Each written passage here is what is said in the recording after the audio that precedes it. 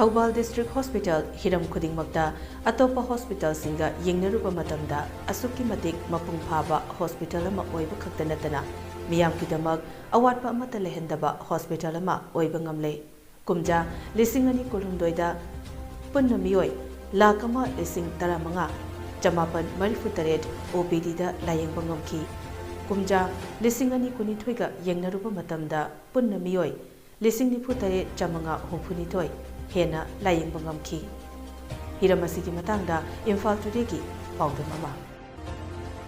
Hospital asida National Program for Control of Blindness and Visual Impairment gi makhada Hospital asigi Eye Department na haukiba kumja lisingani kunithoigi November thadagi ngasi faubada mioi chama yangkai lemna cataract surgery tawraba matung mai pakna mit uhanba ngamki District Health Society Thoubal na sinduna ngasi District Hospital Thoubal gi Conference Hall da achamba thauram ama pangthokduna mai pakna cataract surgery tawraba matung mit uba phangkhraba mioi tarada District Health Society Thoubal gi Chairman su oidiba Deputy Commissioner Thoubal Ahanthem Subhasna achamba kudol piduna ikai khumnaba uttuna harau tayamba phongdoki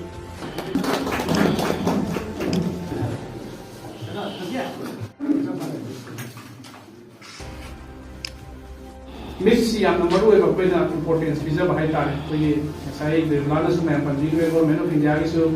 cataract, Yam Chamba operation, Toragadum, blindness, the control of privately in Pakanda, the minimum operation, the Yam, the father's private. This is good private, the Midama, cataract surgery of the 25 to 30 Mucham. Aduna. Na rekno pesale tabagi kali issues na operation to doctor leiba maya ma su yaw to mate na masai kali dakar ta kai to sigela to na kan pe na se hai ba khulai myam si aina so do de ai government hai so hai se matam chamani na koi mateng pa han ba ya ko no ta pa man si na to ra ya na da mani state cooperative bank na pe do khulai kha dan ko bi ti adu na su ya chowa mate ma moi na na han da su koi na inda pe HDFC bank na su Pero mating pamilya kini masih tasya hana tadi district city amasung district hospital city way nani atopa source lagi funding kalau kami na mating pamilya masih ahan bani ana ina lobjay matu kita mukha suwe mo yang penjaba ngasi pauda ekwena leptana ekwena to masih free way daw ni ekwani while audaya daw pay na charge of jabjay na kamula pay OTE Saat kita nominal itu tahu, karena ternyata di daftar lens lagi mereka mereka free itu tahu jadi masih November 2022 jadi mereka orang kini every Wednesday mereka free cataract surgery day na tahu jeraga, orang apa tu na, mereka people mereka mesti punya tuai prices na thamma ni tahu ngamu terus so left na sentra tu di ani mereka masih di 150 free dah mereka district sudah lewat Masuk district city wang dari lakwa, ini langsung kerja di mana, kasih lom dari lakwa, kasih plan dari orang dari han yang anda han memang laki wah, mati si district hospital mau ini cap cap mana tahu itu pangkok ngam itu ni yang nuai jadi, India ada musuh mali budai di government ini district hospital hai si district ada lagi, bapak ibu sih sih boleh lagi, bapak anda infal karan doh hai ni bapak, madu ini cap cap role tu Ekoi di lawan lemah hai masih mayam dah penjaga masih itu district hospital mau di matau si yang campur na aja ke Thoubal district hospital ni masih mapung pada tu pangthok labra hai nai mayam dah thang badai ikai lo thau de nai hai jata kudam mai nai na kharan panjarabla mamang sagi 2023 sida district hospital ni OPD dah lak di bami masing ji lak amaga lising trama sama penratu kalian District Hospital की OPD दा लाख मगा लिसिंग ट्रांगा समापन बटू तरे येनी mama की सहीदा 2022 की लिसिंग 68,425 फक्तने बा तो एक खाइबनी जामना vast improvement मी लिसिंग नि फुतरे का समा मुनि थोइसी इरांग न ये है मनी कुदा क्राइसिस लई है रसु Thoubal District Hospital दे कोई थबक को लेपते है दुनि दे कोइना मयामदा प्रजा मयामगी सेवा फजना तौरी है से माई मयामदा थमजने yamna nungai bamna hujiksi ICU tele ICU je hana launch tawra phawda khoida functional oiramdabni adubu April 2023 da degi khoi tele ICU gi functional phangna oiraga khoi Jennings kana tie up tawraga hausit phawda khoi patient ja ko marfuma thoi khoi ICU da thamaga lai bangam mabne ba sunatana district hospital sida khoi gi pikri bangangi sick newborn care unit functional reopening tawraga khoi phasna functional ware agadi khoi honorable health minister na Thabk Sumagi initiative Makada, district Asida, 24/7, housing digital X-ray service. I Mayam Shemba, Adugumba, X-ray service, Equisida, Pangwa Hokran, what patient Hamaga, Equilay, Madugumba, hospital, Amawerland, me listing a legal Jamapan, Pulmanga, Equili 2023 Sida, hospital, water, Lion Buggy, Dumsa, Pizza, Simai Hamzage. lamdam asigi mironbi napi oibisingna angang unanabagidamag thoina waningai oidre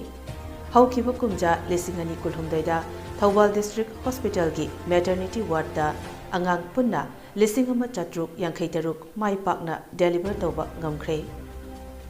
hospital asina Miyamgi damak tawriba thabak thoram singi matangda palladuna deputy commissioner Thoubal ahanthem subhasna district asigi miyamda wafam kaya thamlakli Kanuai equate Mapanda, Yamwana ultrasound of Pisati Namalu, equate the minimum nominal amount of Compira, New Missing Mariga Chamapan, Ahum, equate ultrasound facilities, equate hospital of even on Neva. Fly Masama Watu, equate Loina Yambam Nava, Sarukar lady, Yam Tang of Line a day, Adusumaya Hawaii Piragadi, Mayam Corporation Piragadi, Atuba day. Administration side lagi, asimol lagi di negara jadi, asimol tapi lagi, apa anda ultrasound ini sumpuk terus dia kau ini sihat lain besar tu jauh lagi, gua pun dah area kerana lagi nak tahu risisu, gua jadi, apa sumpuk terus dia ada, kerana ini waktu apa ngang lisin nama kerja terus yang kita kau di Touba district hospital sini deliver tahu ya. Infal dah jadi ngang bagi infal jadi bagi macam tadi, lisin nama kerja terus yang kita lakukan kami tidak sudah kena dari ekoida mama yang kena kita terus berapa ekoi putih kita si mama ekoi anam dan ayah betul kembali adu nanti apa uji major surgery yang apa tahu major surgery ekoi kumpuli pantau ki minor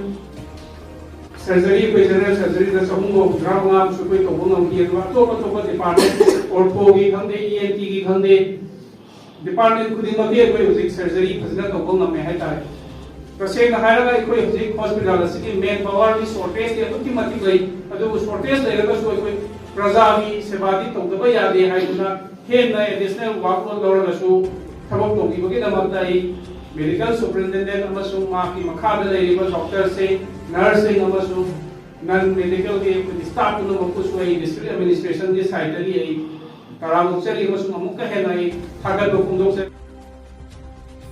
Hospital asina lemna cataract surgery tawduna amuk hana mid uba fanglaba patient singna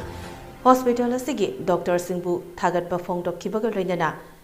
makhoibu anoba mapok amada pokpibaga jab manare haina harau nungaibasu phongdoknarakli Koi doctor Idi masih leham jadi, ay cuma nak tahu, ay hana dia ngam, ay gini tu besar mana rezeki.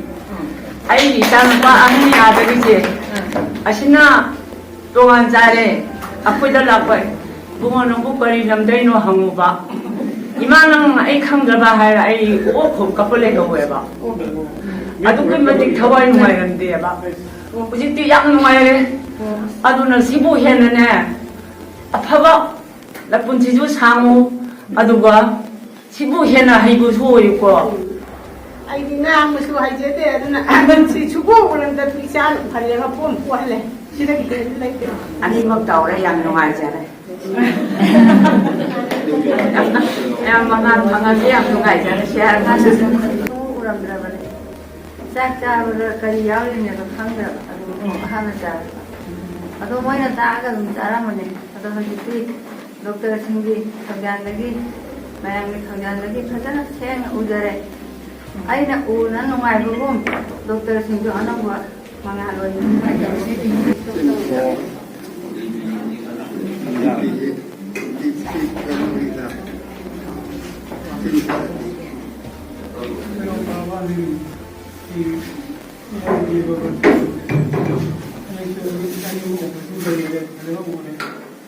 ꯑꯗꯨꯒ ꯃꯈꯥ ꯇꯥꯕꯗ ꯍꯔꯅꯤꯌꯥꯒꯤ ꯑꯄꯣꯝꯕꯒꯤ ꯑꯃ ꯌꯦꯡꯁꯨ ꯇꯧꯕꯗꯨꯗ ꯗꯥꯛꯇꯔꯒ ꯃꯥꯏ ꯄꯥꯛꯕ ꯑꯦꯄꯦꯟꯗꯤꯛꯁꯀꯤ patient ꯑꯃꯅꯤ ꯑꯩ ꯉꯔꯥꯡ refer ꯇꯧꯔꯦ ꯉꯔꯥꯡ ꯌꯦꯡ ꯂꯥꯛꯑꯦ ꯑꯗꯨꯕꯨ ꯑꯩ ꯑꯣꯄꯔꯦꯁꯟꯗꯤ ꯇꯧꯗ꯭ꯔꯦ ꯗꯥꯛꯇꯔꯅ ꯌꯥꯕ꯭ꯔꯥ ꯌꯦꯡꯒꯦꯅ ꯍꯥꯏꯔꯦ ꯑꯗꯨꯅ ꯊꯥ ꯑꯃꯒꯤ ꯃꯇꯝ ꯄꯤꯔꯦ ꯁꯤꯗ ꯂꯥꯛꯑꯒ ꯑꯣꯄꯔꯦꯁꯟꯗꯤ ꯇꯧꯗ꯭ꯔꯦꯅ ꯍꯥꯏꯔꯦ ꯄꯨꯝꯅꯃꯛꯁꯤ ꯗꯤꯁꯇ꯭ꯔꯤꯛ ꯍꯣꯁꯄꯤꯇꯥꯜꯗ ꯑꯩꯒꯤ ꯑꯣꯄꯔꯦꯁꯟ ꯄꯨꯝꯅꯃꯛꯁꯤ ꯂꯣꯏꯅ ꯇꯧꯕ ꯐꯪꯈꯤꯕꯁꯦ ꯃꯁꯤꯗ ꯑꯩ ꯅꯨꯡꯉꯥꯏꯕ ꯂꯩꯇꯦ ꯊꯧꯕꯥꯜꯒꯤ ꯆꯤꯐ ꯃꯦꯗꯤꯀꯦल ꯑꯣꯐꯤꯁꯔ ꯗꯣꯛꯇꯔ ꯋꯥꯏ ꯅꯣꯈꯨꯜ ꯑꯃꯗꯤ ꯃꯦꯗꯤꯀꯦल ꯁꯨꯄꯔꯤꯟꯇꯦꯟꯗꯦꯟꯠ ꯗꯣꯛꯇꯔ W ꯔꯣꯍꯤꯅꯤꯀꯨꯃꯥꯔ ꯌꯥꯎꯅ ꯄꯥꯡꯊꯣꯛꯈꯤꯕ ꯊꯧꯔꯝ ꯑꯗꯨꯗ ꯑꯣꯞꯊꯥꯜꯃꯣꯂꯣꯖꯤꯁꯠ ꯗꯣꯛꯇꯔ O ꯕꯤꯔꯕꯂꯥꯅ ꯋꯥꯐꯝ ꯀꯌꯥ ꯊꯝꯂꯛꯂꯤ꯫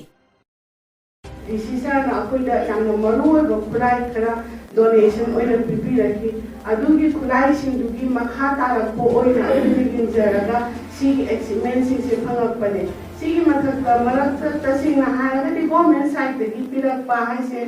ꯑꯋꯥꯠ ꯑꯄꯥ ꯃꯌꯥꯝ ꯑꯗꯨꯝ ꯊꯦꯡꯅꯩ ꯃꯔꯛꯇ ꯑꯗꯨꯝ ꯑꯋꯥꯠ ꯑꯄꯥ ꯃꯆꯥ ꯃꯁꯨ ꯃꯌꯥꯝꯗꯣ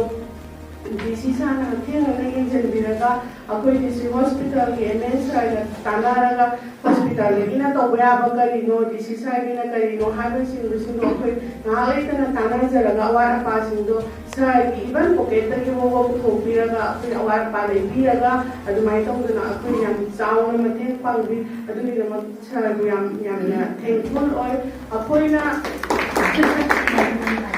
तसेंना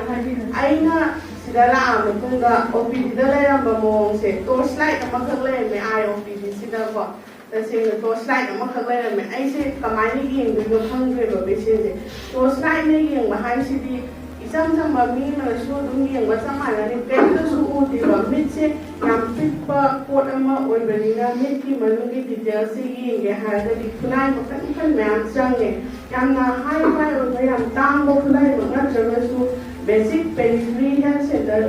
तो खुनाइ बो अखोइ हॉस्पिटल से अमता लेरमदे हाइ तारे अदुना आइगोंददि पुरा खुतिप चमानागि आइगे चमानाइ अखोइ तामिनरिबा डॉक्टर अतैसिंसिसु बो खुतिप तौनिंगगसु उपाय लेतबा गवर्नमेंट चही तरा कुंदे पीबिरक्पा खुनाइ पीबिरक्तबा अदुमाइना खरा सुम लेरबनिना प्रोसेस तो गवर्नमेंट की याम सांगबनिना अखोइ खतरादि मोइगि येंगदि मानसु येंगबनिना दे डिसीजन ए अदुना गवर्नमेंट खतंगारा लेनु आइना बखरसु मतेंग पांगे हारगा अदुमाइना मथंग मथंग लागा अखोइना ngasi hujik lairiba आई डिपार्टमेंट की फिबम से तसेंना सरगी याम थिना जावबा यामना जावबा सरगी सॉलिड क्रेडिट आई सर बिजलिंग